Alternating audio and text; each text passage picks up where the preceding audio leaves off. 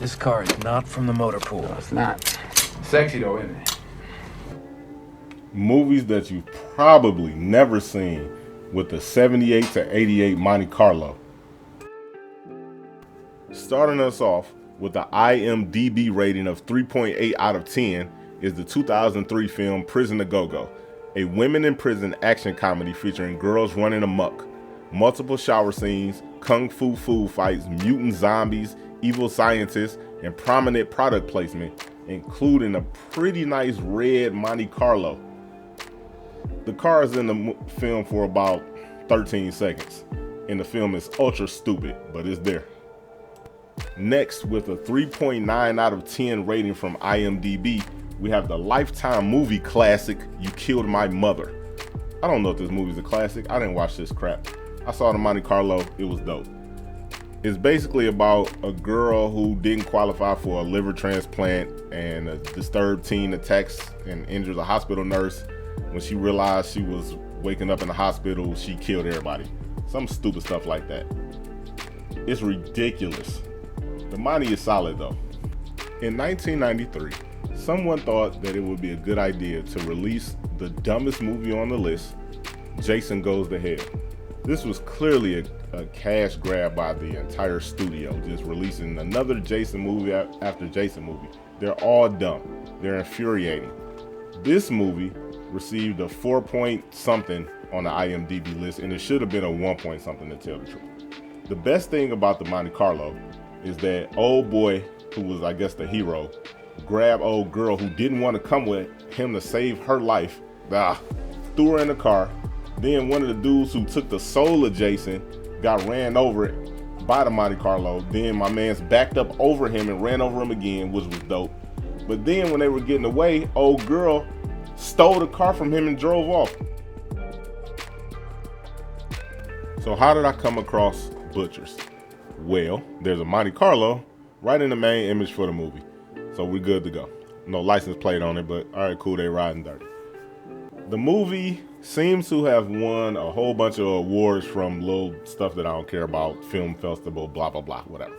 I still don't know what this movie is about because I'm not watching it. What I don't like, though, even from not watching it, is that number one, the Monte Carlo overheated. Then the dude that's filming, like the third person, second person, I don't even know, first person, he brings the camera out when the other dude is trying to troubleshoot what's going on, shoving the camera in his face. Hold on. If you're not going to help solve the problem, my dude, get out of my face. That's it. That's my whole takeaway from the whole movie. Don't come up to me with a camera trying to film me when my Monte Carlo is messed up. That's unacceptable behavior. You walk. Straight up. It really saddens my heart when a 1982 Saab can keep up with a Monte Carlo or outrun a Monte Carlo. But thanks to General Motors for these anemic smog-era engines. I digress. This movie is, I'm just gonna read the synopsis. Unhappy wife has an affair with a stranger. He falls for her and reveals that he's in fact a hitman hired by her cheating husband to kill her. She confronts her husband, but he claims he's innocent. Who to trust? That lets you know what this is about. I think it's a Lifetime movie again. Whatever. The Monte Carlo was in it, so I watched a little part of it. Don't watch this, please. You'll never get that time in your life back. The Jimmy Show. I didn't think this movie was that bad. I watched the most of it. A failed New Jersey inventor embarks on a career as a stand-up comic, turns to drink, and labors to keep his family together. The dude seemed like he was trying to take care of his grandma or mom, whomever. She was going through some stuff. He had a broken down Monte Carlo LS with a screwdriver to open the trunk. The car was beat to hell, but I mean, he was trying to do the right thing. The movie got a 5.2 out of 10 on IMDb, which isn't the worst in the world. It's, I guess, average. Check it out.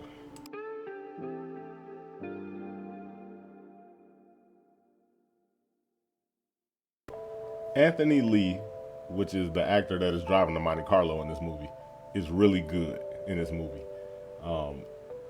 I would watch it just for the scenes that he's in. American Strays is a 1996 film They got, I think, 5.3 out of 10 on IMDb, average.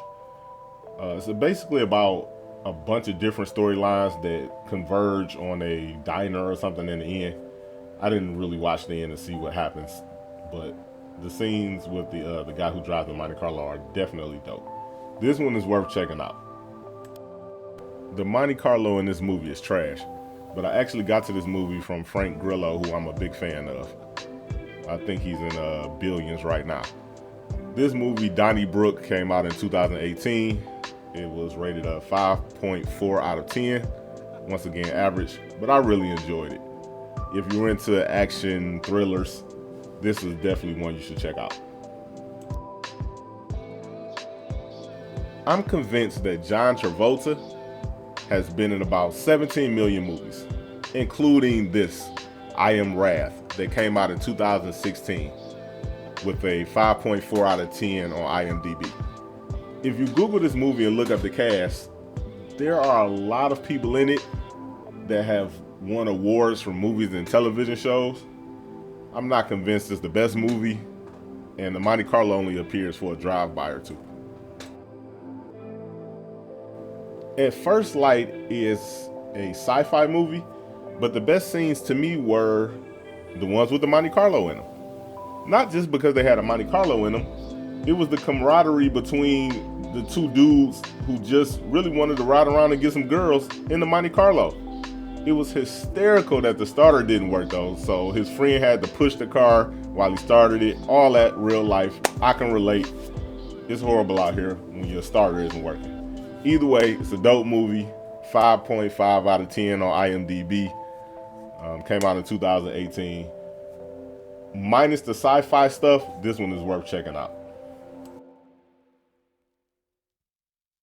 Tyler Perry's Daddy's Little Girls. This movie stars Idris Elba and Gabrielle Union, who is honestly more than enough reason for me to watch any movie. The movie is about a working class father who had the misfortune of procreating with a hood rat. Typically, I have sympathy for a man in that predicament, but he had 3 children with her, so at some point I have to hold him accountable. Mr. Elba plays the character Monty, which of course drives a Monty right into the side of a Chrysler 300, destroying the G-Body for what seems as an acceptable reason. Besides the scenes with the gangsters, this movie isn't as bad as I thought it would be. What do you think? Last but not least, the 2006 film Trailer Park Boys is the highest rated movie on the list with 7.2 out of 10 and over 13,000 ratings. This movie was indeed hilarious, and I see why it spawned a TV series.